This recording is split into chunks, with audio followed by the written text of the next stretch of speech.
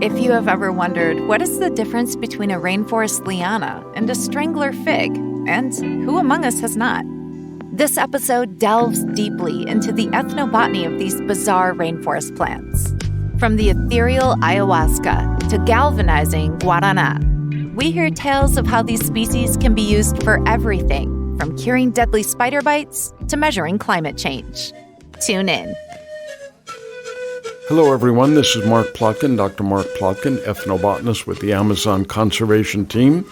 You can find us on the web at amazonteam.org, and you can find some of my articles and book reviews at my personal website, markplotkin.com.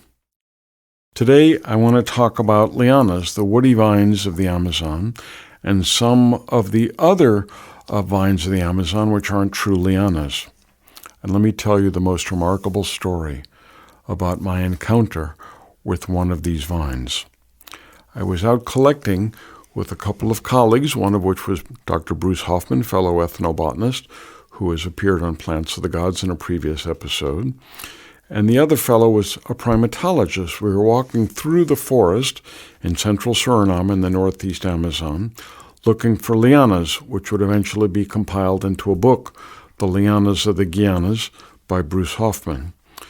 The other biologist was a spectacular scientist, but he had an odd quirk, which is that he liked to work in the rainforest barefoot. Well, for this mistake, he was to pay a terrible price. At one point, he found some pottery shards and turned one over to see what was underneath. Well, what was underneath was a wandering spider, the most painful and deadliest spider in the Amazon rainforest.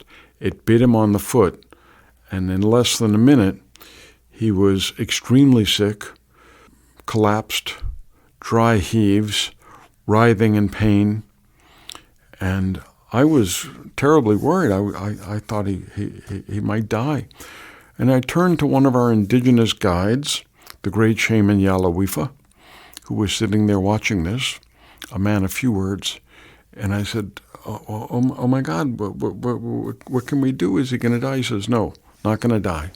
Going to suffer, but he's not going to die. I said, can you do something? He said, yeah, give me your machete. So he walked over about 3 meters, sliced this rainforest vine, and took this slice over and dripped it into the spider bite. Blup, blup, blup, blup, blup. The water poured into the bite, and literally within minutes, the scientist sat up, feeling better, dizzy, in pain, but clearly on the mend. Clearly, the shaman had saved his life. And I said, oh my God, it's a miracle. He goes, I want to get back to camp. And the shaman said, no, you sit still. You can't move for a while. There's still a lot of poison in your system. And the botanist, being a stubborn Dutchman, said, no, I want to go back to camp. So he stood up, started stumbling back to camp, fell over and vomited. So once again, the shaman was right. But when you see these types of miraculous cures in the rainforest, you understand the power of those plants, the power of those vines, the power of those lianas, and you have to remember that that knowledge is within the minds of our indigenous colleagues. And that's why the race is on, not just to protect the rainforest, but to help protect the culture and empower them to protect the knowledge, which first and foremost benefits them. And if they decide to share it, can eventually benefit us as well. To most people, lianas and palms represent the most emblematic botanical denizens of the rainforest. Palms, however, are a family of plants, whereas lianas, woody vines, are a growth form and consist of members of many different plant families, even including an Amazonian palm. But ever since Johnny Weissmuller's Tarzan swung through the jungle, although it was filmed mostly in the Los Angeles County Arboretum near Pasadena rather than in Africa or the Amazon, on a woody vine, lianas have been considered the rainforest plant par excellence. Despite the fact that many lianas thrive in the uppermost levels of the canopy, they start out as small shrubs on the forest floor and grow upwards toward the light. Because they climb up through and over trees, they do not have to expend energy on structural support like making a lot of wood, as a tree would, and can focus instead on leaf production, rapid growth, and producing unusual chemicals to deter predation by the myriad vertebrates and invertebrates that inhabit the canopy ecosystem. Some of these peculiar alkaloids in these lianas are the active principles in the fabled Amazonian liana ayahuasca. They're now being employed to treat diseases like depression and PTSD, and have also spawned several neo-religions in Brazil. In fact, I have several episodes on ayahuasca to provide more information. The sheer variety and ingenuity of how plants climb has long fascinated biologists. Even Charles Darwin himself published a book on the subject in 1865. Amid this variability, there are four major pathways utilized by Amazonian lianas: twining, that is, they wind their shoots around another plant; tendriling, using specialized organs to clasp other plants; root climbing, clinging to supporting vegetation with sticky roots; and hook climbing, attaching to other plants with backward-pointing hooks or spines.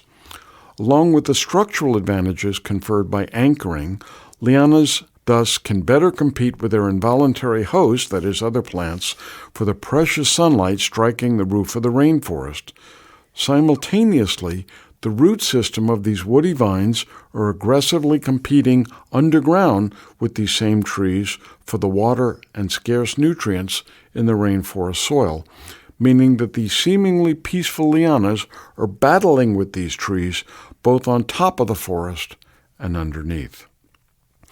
Since the first scientific studies of Amazonian forests, botanists have usually chosen to simply bypass or ignore lianas in their research, hampered as they were and are by plants they could barely see growing more than 100 feet above their heads.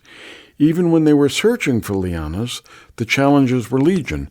Ethnobotanist Richard Schulte spent 7 years searching for a liana in flower so he could identify it to species.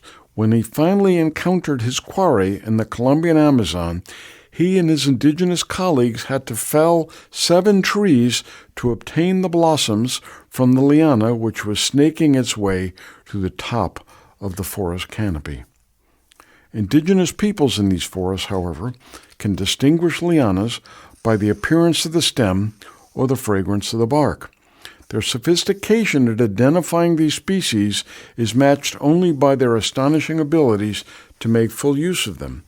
In tropical South America, Amerindian peoples have employed lianas as food, arrow poisons, fish poisons, cordage, stimulants, hallucinogens, snuffs, dyes, euphorics, sources of potable water, other drinks, coca additives, and to stun bees so that honey could be extracted from their hives. In terms of international commerce, Amazonian lianas like ayahuasca, barbasco, the source of the biodegradable pesticide rotenone, cat's claw, a proven immunostimulant now available in health food stores here in the U.S., curares, which are used or have been used in surgical procedures as anesthetics, and guarana, which is a stimulant, have proven to be valuable commodities, and there's lots more out there. Scientists have recently reached some surprising and somewhat alarming conclusions while studying lianas in the western Amazon and in Panama and Central America. Beginning in 1980, these biologists documented a rapid and major increase in liana abundance, presumably due to climate change, since these woody vines are known to react positively to increases in carbon dioxide levels. Given the ongoing battles between lianas and their tree hosts, certain arboreal species known to be the favorite host for lianas will decline. In other words, the more lianas, the fewer trees. The result could be a change in forest composition and ecosystem dynamics as the creatures that rely on particular tree species suffer a competitive disadvantage and no longer serve as effective pollinators or seed dispersers. Now, let me say a word about one of my first experiences with ayahuasca, a story which has never been recorded. I was working on an IMAX film, entitled Amazon, which later was nominated for an Academy Award for Best Short Documentary. And at the end of the shoot, the shaman with whom I was working, a Kokama shaman from the Kokama peoples of the Northwest Amazon, said, "We must have an ayahuasca ceremony." So I followed him to the edge of the city. We were in Iquitos where we'd finished filming, and we went into the barrio, and there he took out his ayahuasca brew, boiled the brew, and shared the intensely bitter mixture with me. The ceremony lasted about 8 hours, and as dawn was beginning to appear over the shanty houses and over the rainforest at the edge of the village, he helped me back to my little hotel. I stumbled in, still a bit addled from the ayahuasca that still coursed through my bloodstreams. I hit the sack and watched wonderful visions dancing above my head and under the mosquito nets. All of a sudden, there was a knock at the door, and I wondered, was I still dreaming? Was this an ayahuasca dream? I stumbled to the door and opened it, and there was the assistant director of the film, and she said, "Quick, get dressed. Keith wants to film a new ending to the movie." Well, I could barely function, and I was not able to get my contact lenses back in. So if you watch this film and you look at the very last scene of me in the marketplace of Iquitos, Peru, in the Northwest Amazon, I'm wearing glasses because I was too ayahuasca addled to be able to put my contact lenses in.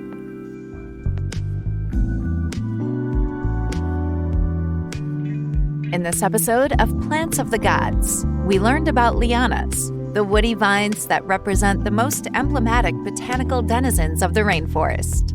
Tarzan swung on them, and shamans cure with them. If you enjoyed this episode, please subscribe to the podcast and give us a 5-star rating. And support the Amazon Conservation Team at www.amazonteam.org.